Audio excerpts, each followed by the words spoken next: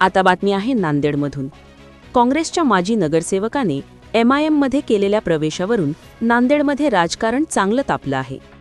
नांदेडमध्ये अशोक चव्हाण यांना भाजप हिरवा करायचा आहे, अशी टीका राष्ट्रवादीचे आमदार प्रताप पाटील चिखलीकर यांनी अशोक चव्हाणांवर केली होती। काँग्रेस MIM प्रवेशावरून आता काँग्रेसचे खासदार रवींद्र चव्हाण यांनी देखील अशोक चव्हाण यांना लक्ष्य केले आहे।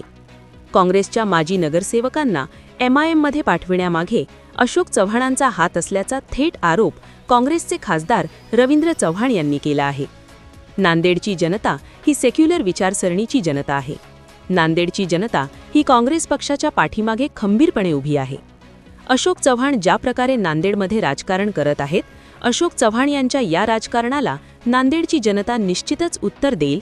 अशोक चव्हाण यांना त्यांची जागा या निवडणुकीमध्ये नांदेडची जनता दाखवून देईल, असा इशारा देखील खासदार रवींद्र चव्हाण यांनी दिला आहे। दरम्यान नांदेडची जनता ही सेक्युलर विचारसरणीची जनता आहे। नांदेडची जनता ही काँग्रेस पक्षाच्या पाठीमागे खंबीरपणे उभी आहे। अशोक चव्हाण ज्या प्रकारे नांदेडमध्ये राजकारण करत आहेत, अशोक चव्हाण यांच्या या राजकारणाला नांदेडची जनता निश्चितच उत्तर देईल।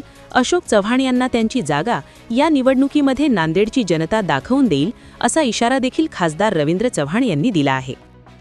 आपण बघू शकता की मागच्या काही दिवसापूर्वी काँग्रेस पक्षाच्या वतीने जे 3-3 टर्म 4-4 टर्म नगरसेवक म्हणून जे राहिलेले काँग्रेस पक्षाने त्यांच्यावर विश्वास ठेवून त्यांना वेळोवेळी तिकीट दिलेलं आहे आणि ते काँग्रेस पक्षाचे नगरसेवक राहिलेले आहेत 20-20 वर्षापासून। आज ते 8 ते 10 जण सगळेच्या सगळे गेलेले नाही आहेत, पण 7-8 जण नगरसेवक गेलेले आहेत, MIM मध्ये सामील झालेले आहेत। पण आपल्याला सर्वांनाच माहिती आहे की त्यांना MIM मध्ये पाठवण्याचा सर्वात मोठा हात कोणाचा असेल तर ते अशोकरावजी चव्हाण यांचा हात त्याच्या पाठीमागे आहे। आणि आपणही बघतो काल परवा व्हिडिओच्या माध्यमातून हे सगळेच्या सगळे नगरसेवक अशोकराव चव्हाण साहेब यांच्या घरी रात्री बेरात्री 2-3 वाजता गेलेले होते। याच्यावरून उघड होते की MIM मध्ये पाठवण्याचा घाट कोणाचा आहे। नांदेडमध्ये काँग्रेस संपवण्याचा घाट कोण विचार करते। पण मी जनतेला सांगू इच्छितो की नांदेडमधली काँग्रेस ही कधी न संपणारी काँग्रेस आहे।